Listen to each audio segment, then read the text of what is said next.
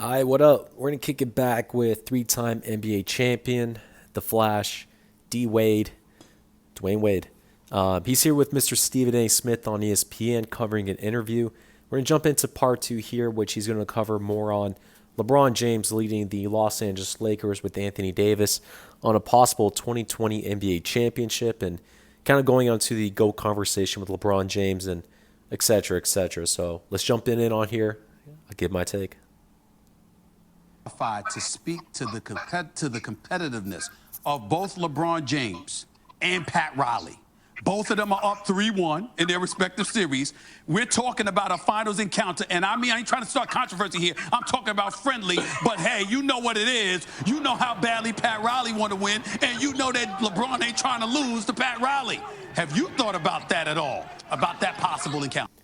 I never thought that in the NBA that star player would go against the team he used to be on in the NBA Finals.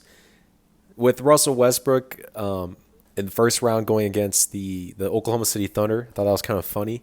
I didn't expect that to be. I mean, it's pretty funny. Like LeBron back in the past, he never faced any of his teams in the playoffs, like the Cavaliers, Heat, or now the Lakers. And then with Kevin Durant, he was on the Thunder, went to the Warriors. He never played against the Thunder in the playoffs. And then now you kind of jump into, just other players kind of along those lines. But now we have LeBron James. He can finally probably play against one of his teams, the Miami Heat, and not in just in the playoffs, but in the conference, but in the NBA Finals, which is crazy.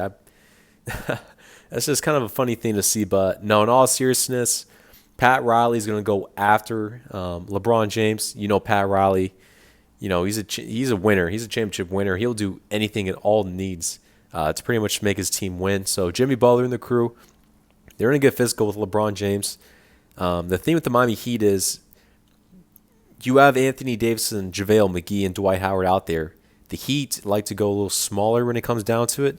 So that's where the Lakers have an advantage when it comes to it. But, LeBron James, if he goes against Pat Riley, he's going to make this very personal and not in a bad way, but this just adds on to more motivation and of a goal to pretty much knock down Pat Riley and proclaim himself as a true winner, even beating his old team, which is funny. The only reason I don't think about it in that way because Pat ain't playing. It don't matter. Like I understand. Like at the end of the day, this for both guys have some personal. If it happens, obviously we understand that Denver. Let's not forget about what Denver has done coming back from 3-1.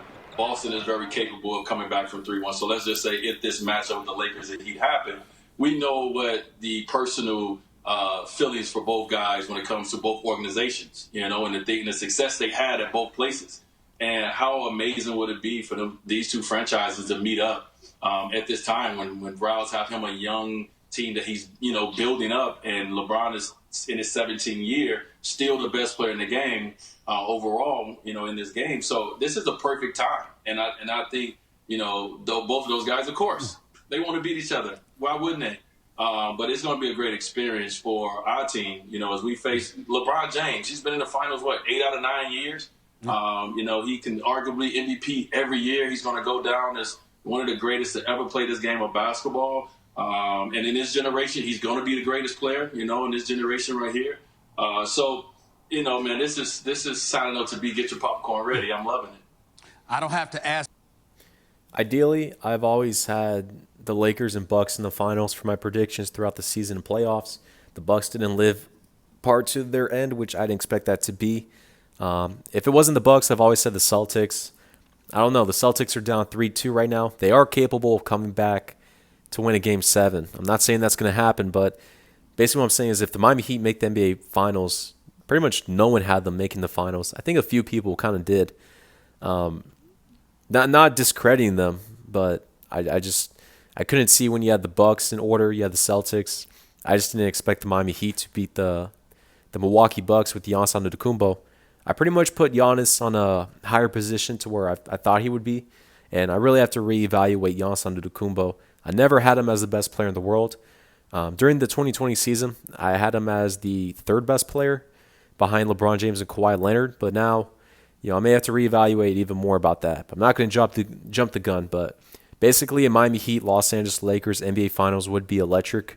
You do have the Miami Heat, who are a Cinderella story, a Cinderella team that has great pieces of young cats and shooters, which veterans and dogs out there, and they'll get up in your grill. They're going to make LeBron James uncomfortable or try to attempt to be. Anthony Davis is going to have most definitely a huge series, and LeBron's going to rely heavily on him. I don't know if LeBron or AD will win Finals MVP. If it's a direct either or, it's going to be very close depending on matchups and how games turn out to be. But I expect them to give it to LeBron James if that were the case. But I'm not going to make any predictions as of yet.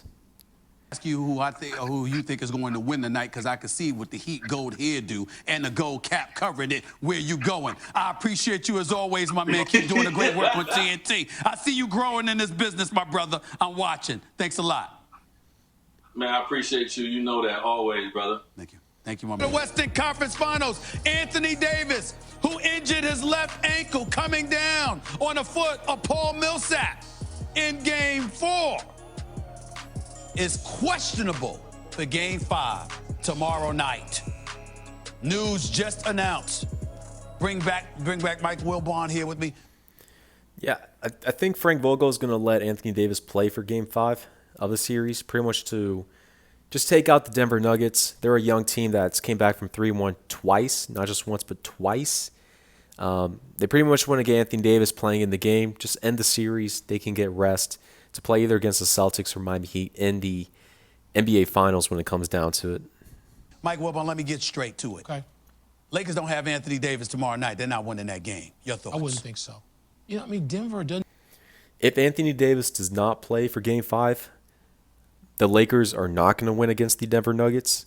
I know LeBron James would have an electric around 35 to 40 points that game, but the Denver Nuggets have too many offensive weapons. And the Lakers, they're a core unit. You need LeBron and AD together as a duo. You can't have either or and to win a game. No way, no how. The Lakers barely even have a third option for each game to step up, and there's no way if AD's out. That's around 25, 30 points out, 2 blocks out of the game, a couple rebounds, and just more of a relief for the team. Need much encouragement. 3-1 is not unfamiliar to them. They could win the game even if Anthony Davis is out there and less than Anthony Davis, right? I know he hasn't rebounded at all in the last 2 games, but he's been the Robin to LeBron's Batman. Man, if he doesn't play at all, it's hard to. But you know what? We say these. I would say for these playoffs, and since the bubble, I don't really see it as a Batman and Robin. Anthony Davis is very close up there with LeBron James on impact. And LeBron is and always will be an MVP impact player. But LeBron's has been kind of putting his foot off the gas and relying too much on AD. LeBron looks a little older. I'm not going to lie. We saw during the bubble he had 5 months of rest. He started growing some gray hairs on his beard. And ever since I saw him play in the bubble, he had a couple games where he scored 12 points or 18 or kind of low 20s. Playing the point guard position, which he plays now, but very conservative, like nonchalant, like a Ben Simmons and Lonzo Ball. He didn't want to shoot any threes. He really wasn't driving in. He was just pretty much feeding AD and relying on him. But LeBron's picked it up deeper in the playoffs. He pretty much caught more of a groove and is now elevating to around 25 points a game, 28 kind of average. But LeBron needs to crank it up in the 30s, like in 2018 or whenever he was back with Cleveland. But LeBron now, I don't like the way he plays now. It's very conservative, nonchalant. He'll drive in once in a blue moon. And from the outside, he's not really hitting any jumpers. Definitely in the mid-range, it's not there at all. But maybe LeBron's trying to hide his age as he's kind of getting a little older, to where he plays more of a point guard position, to where he can crank up more assists, ball usage, so it can kind of deflect and kind of distract you away from the other aspects of the game, like total points per game, how many free throws, et cetera, et cetera. But it is what it is. These things. You and I remember a certain game where Kareem Abdul-Jabbar didn't play in an NBA Finals game in Philadelphia. And we saw what Magic did with 42 and 15. So LeBron's out there. I don't want to discount any time LeBron James is on the floor. But Denver, man, they just need a little something. Let's get back to the Eastern Conference, because you had the Celtics winning this series in 7 games. They are down 3-1. I give credit where credit is due. They play better than us. Yeah, we're going to crank it up here and end it off. I had the Celtics beating the Heat originally in 6 games. Right now, the Miami Heat took a 3-1 series lead, And now the Miami Heat are up 3-2 because the Celtics won in Game 5. Huge game from Jaylen Brown. The Celtics, they lost the first 2 games. They were very close.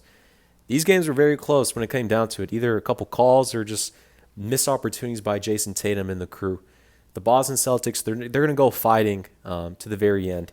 And I could see this series go Game 7. It would not shock me at all if the Celtics came back and won the series. We have to see what happens. I mean, you have a lot of trust and reliability on the Miami Heat. They are around 13-3 in the playoffs, if I'm not mistaken, 13-4. So they caught a groove. They have championship aspirations to represent the Eastern Conference. We'll see what happens. But overall, LeBron James potentially going against the Miami Heat. We'll cover more about that whenever that is, quote-unquote, official or not.